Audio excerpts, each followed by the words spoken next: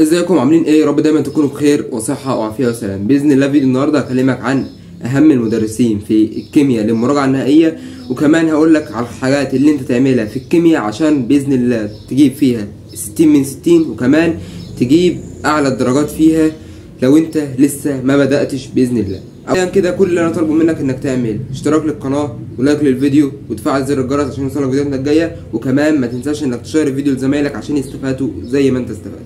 مبدئيا كده اول حاجه هنتكلم عنها هي مدرسين الكيمياء للثانويه العامه. عندنا من اشهر مدرسين للكيمياء للثانويه العامه على اليوتيوب مستر خالد صقر، مستر محمد عبد الجواد، مستر عبد الله الحبشي، مستر عبد الله شمس، مستر عمرو صلاح الدين، مستر عمرو الصيفي. دول اهم مدرسين الكيمياء ثانويه عامه. طيب دلوقتي انا طالب ثانويه عامه وفي المراجعه النهائيه، اشترك مع مين عشان اظبط الكيمياء؟ انا هقول لك دلوقتي على اهم الحاجات واهم المدرسين تشترك معاهم عشان برضو ما تتشتتش في الفتره الاخيره. انا عن نفسي كطالب ثانويه عامه دفعه 2024 الحمد لله طالب في كليه العلاج الطبيعي، اشتركت السنه اللي فاتت مع مستر خالد صقر ومستر عمرو صلاح الدين. لو انت مشترك مع حد من بدايه السنه كمل معاه، ما تسمعش كلامي وكمل معاه، لان انت لو جيت غيرت المدرس ده في فتره المراجعه النهائيه وجربت مدرس جديد، على ما تاخد على نظام المدرس الجديد ده هتتعب وهتاخد وقت.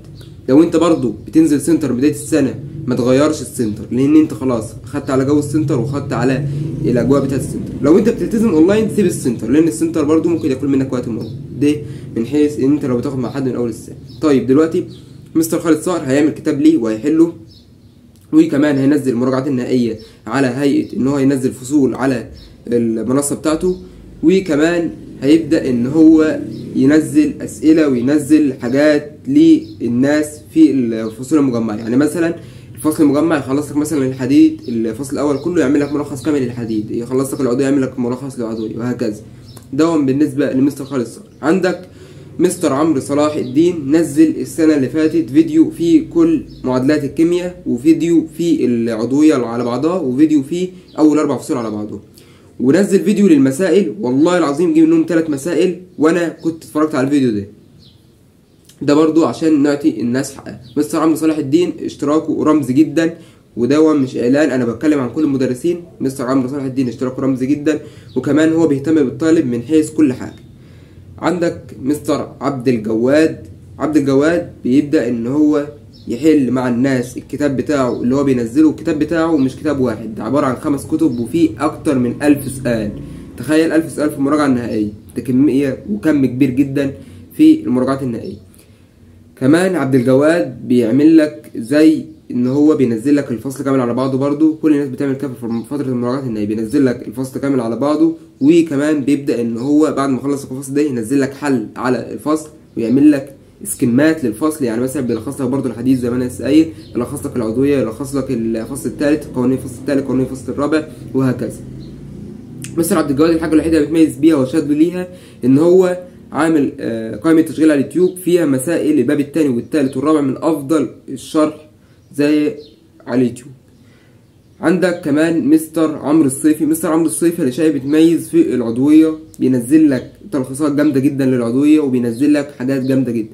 السنه اللي فاتت نزل اول 4 فصول على بعض وبعدين العضويه لوحدها، ونزل مسائل برضو. ده بالنسبه لمستر عمرو الصيفي. دكتور عبد الله الحبشي انا شايف ان هو حاليا يعتبر من احسن الناس في كيمياء الثانويه العامه، هو ومستر عمرو صلاح الدين. بيهتم بالطالب جدا. انا عملت احصائيه على القناه، شفت مين اللي مشترك مع الكيمياء، لقيت معظم الناس مشتركه مع دكتور عبد الله الحبشي، لان يعني الفتره الاخيره الطلبه بتقول دكتور عبد الله الحبشي بدا يعلى جامد. كمان دكتور عبد الله شمس من الناس المجتهده جدا على اليوتيوب، بينزل كيمياء برضو، وكمان بيعمل لك حاجات جامده جدا على قناته على التليجرام، بينزل على اسئله وتلخيصات وكل حاجه. ده بالنسبه للمدرسين. طيب دلوقتي اشترك مع مين بعد ما سمعت كل ده؟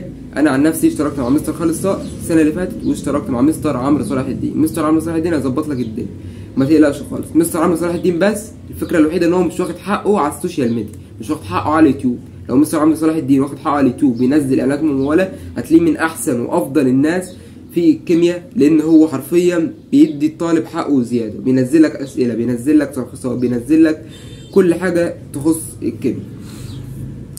نرجع لاخر حاجه، وهي تعمل ايه في الكيمياء للمراجعات النهائيه. الكيمياء عندك اهم حاجه تهتم بيها في الفصل الاول هي الحديد. اهتم بالحديد جامد ورخصوا عليه مخططات عشان تقدر اللي انت تفتكره في امتحان نهايه الثانويه عامه. الفصل الثاني يهتم بمسائل المعايره ومسائل التحليل الكيميائي. الفصل الثالث يهتم بمسائل الاتزان والكي اس بي والراسب والحاجات دي كلها. الباب الرابع يهتم بمسائل الكهربيه، دي كلها مواد الامتحانات اللي انا بقولها، وركز واكتب ورايا. الباب الخامس ركز على من بعد البنزين وانت طالع، لان من اول درس في العضويه لحد نصه مش هيجي على اسئله اللي هي، انما من اول البنزين وانت طالع من نص العضويه كده من الدرس السادس لحد الدرس ال12 هيجي عليهم تريكات جامده جدا. عندك كمان الفتره الاخيره عشان تهتم بالعضويه وتركز عليها، لو انت طالب لسه ما بداتش، عشان تحل عموما اي فصل في الكيمياء لازم ان انت تجيب مدرس بيشرح قدامك الاول وبعد كده ترجع انت تحل. طلبه كتير اشتكت لي وقالت لي احنا مش عارفين نحل بعد ما بنسمع الشرح. الحاجه الوحيده اللي تخليك تعرف تحل، هات مدرس هو بيشرح قدامك الاول وارجع انت حل وراه، هتلاقي نفسك خدت ثقه في نفسك، خدت اطمنت، هتلاقي نفسك ايدك بدات تمشي في الورق. من اهم الحاجات اللي تعملها في الكيمياء في المراجعات النهائيه، حل كتير كيمياء، لان الكيمياء في امتحان نهايه ثانويه عامه عاوز حد يكون حل كتير وحد بيشغل ايده في الورق، لان الوقت ما بيكونش كافي. الوقت عاوز يعني امتحان ثانويه عامه 2024 الامتحان يعني كان حلو ولكن كان عاوز وقت. الفكره ان هو بيحط لك افكار عاليه عاوزه وقت، الفكره مثلا تتخطى 5-6 دقائق، وفي افكار سهله متوسطه ممكن تاخد دقيقه واقل. فالفكره كلها انك عاوز تضرب ايدك على الورقه وتحفظ القوانين وتحفظ المعادلات، عشان لما تخش امتحان نهايه الثانويه عامه ايدك تجري في الورقه والوقت ما يجريش منك. كمان ما تعتمدش على كتاب المفاهيم غير في معادلات الباب الثاني والباب الاول فقط. معادلات الباب الثاني والباب الاول فقط. كتاب المفاهيم يعتبر فارغ مش هيفيدك. اهتم بالمذاكره، لان في طلبه والله العظيم السنه اللي فاتت قالوا هيهتموا بكتاب المفاهيم دخلوا لجنه اتصدموا. فانا بقول لك كده عشان ما تدخلش لجنه وتتصدم. بس كده كان معاكم دكتور فارس نشأت، ربنا يكرمكم ويوفقكم، السنه تخلص على خير. سلام.